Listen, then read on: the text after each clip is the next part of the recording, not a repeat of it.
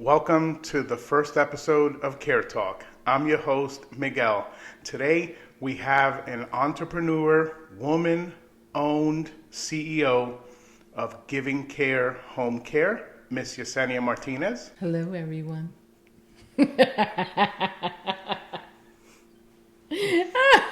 All right, What do you want? this can't take for... This is gonna take a while. No, go ahead. Go ahead, babe. All right, so say something. Say thank you for having me or something like that. Oh, okay. Thank you for having me. No, this ain't gonna work. This ain't gonna work. It's probably a better comic than a podcast. I'm sorry. I'm sorry. Wait. All right. What do you want me to say though? All right, no, just thank you just- for having okay. me. Yeah, that's fine. Don't worry about it. Thank you. Glad to be here. Something like that. Okay. Thank you. Glad to be here. It's an honor to be here and talk to the audience that are watching us and listening to us in regards to home care. Excellent. So tell us, what experience do you bring to the home care realm? I have over 15 years in this industry in home care. I've worked in New York as well as Florida as an administrator, as HR, office manager, a little bit of everything in the home care field. So my knowledge basically is the experience that I have and working with clients in the field as well as hiring nurses that go and take care of our clients. All right, all right. And what prompted you to start your own agency? Working for other home care owners and not seeing the value that I have. And when you're working for someone else and you have to do things their way, and you don't agree with it, you feel like, well, let's try to do this on our own. Build something that we know that we could give back to the community and they could see that we care, we respect them, and that we could give them the good care that they need in their home. So respect is a big thing for the patients and the members. It is. It's a very big thing because a lot of patients in the home, they're not respected.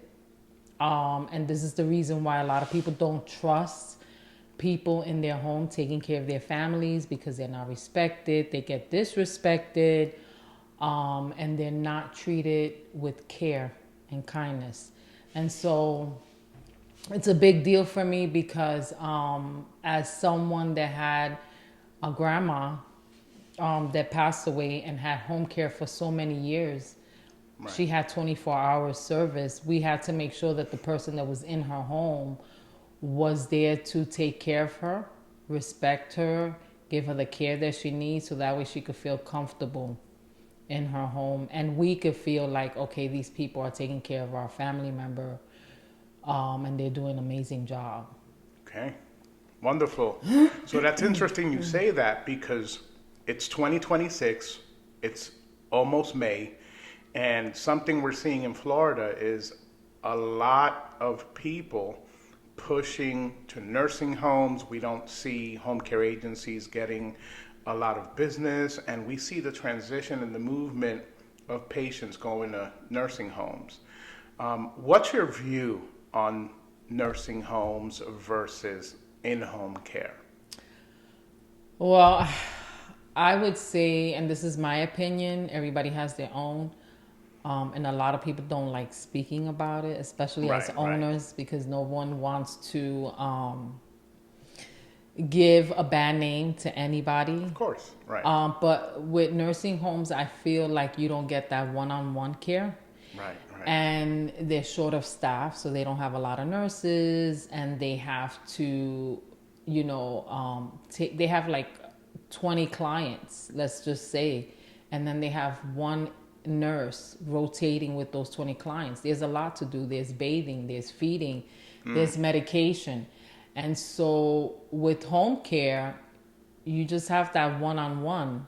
You could take your time bathing the client. You could So give it's more them, personal. yeah, it is Okay. more personal, and you could interact with that patient one on one, where you have to hurry up, take care of the client, and then move to the next. Right. So where do you see the Florida home care market today? Is there business? Is there lack of business? What do you see today? When I came to Florida in 2008, I feel like there was more business, more Medicaid managed plans, more private pay. I do feel that the industry is declining because they're trying to basically, and I'm just trying to say this in the right way, so I can word it in the right way, but they're leaning more towards the nursing home system facilities and family. I understand that family feel overwhelmed. They have to work, they have their kids, they have to take care of their families, and they don't have a lot of time with their own families, that you need that home care. Right, that one-on-one. Yeah, so because the insurances now, Medicaid is a little different now. The managed plans, the regulations, and everything is changing. So between that time to now, it's not the same. It's a little harder now to basically get the care in the home, especially if you don't have the money. A lot of things are going up right now. You know, the cost of living is very expensive. So people look more towards the managed plans, the insurance like Humana, Sunshine, Simply, Florida Community Care. And a lot of people are losing those insurances because they don't meet the qualifications, because now, since the qualifications have changed, they're either losing it or they don't qualify for it. And that's an easier way of getting home care, long-term care services. So it was different before. It was much more availability of benefits versus today. Yes. Yes. Okay. And then you made a point earlier about families having time for themselves. I kind of remember it. It just starts like with an R or something. I don't remember what that is. What's that term? So it's respite care, and respite care basically allows the family to have that time for themselves, and someone can go in and give them that care, where they don't have to feel like, okay, I'm here, I can't do what I need to do. You know, it's a Saturday, it's a Sunday, I need to go food shopping, I need to get certain things done. But that kind of service it's helpful to the family for the patient to be taken care of. And then that's something that any home care agency can provide. Right. So it's like companionship. Someone will come over. It's like adult babysitting per se, but it's companionship officially, where someone comes in and takes care of the family member or the patient, and then the family can, go outside and do things where they wouldn't be able to because they're taking care of their family member. Yes, yes. Cut. You're doing good. See, when you flow and you're doing it like that, you're doing real good. Just be yourself, be normal. That's what I'm trying to lead into questions to it.